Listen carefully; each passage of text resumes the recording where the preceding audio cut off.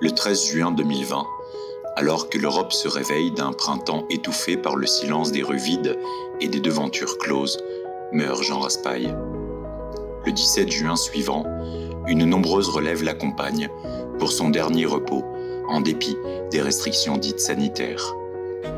Relève dans ses missions d'explorateur, de gardien et d'éveilleur.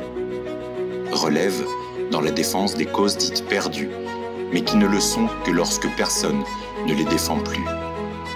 Relève aussi dans l'audace de l'action, la recherche du beau et le courage du bien.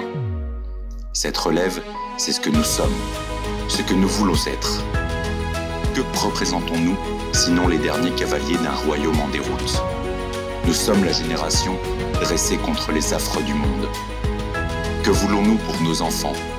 Une possibilité de rêver, le retour du roi, un voyage dans un temps, la transmission d'une histoire bannie des mémoires. Qu'envisageons-nous face à l'invasion ethnoculturelle de notre continent? Quelle solution, sinon de nous battre, quitte à mourir, mais à mourir debout? Nous refusons de perdre l'espérance.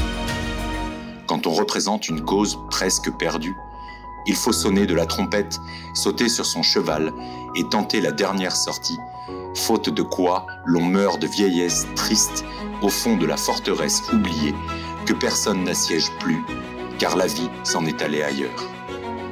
Nous refusons la fatalité d'une mort civilisationnelle. Nous refusons de rester les bras croisés face à la déchéance de l'homme. Nous refusons, enfin, l'effacement d'un héritage plurimillénaire. L'Europe se lève. Notre combat n'est pas perdu. Nous nous formons, nous nous engageons.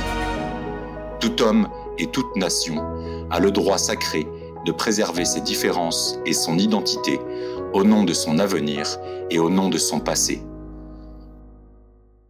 Au nom de ce droit, nous voulons lutter jusqu'au bout, protéger, servir et transmettre nos traditions. Conscients du présent, nous n'avons peur ni du passé, ni de l'avenir. À la suite de Jean Raspail, la 9e promotion de l'Institut Iliade souhaite faire partie des éveilleurs de peuple.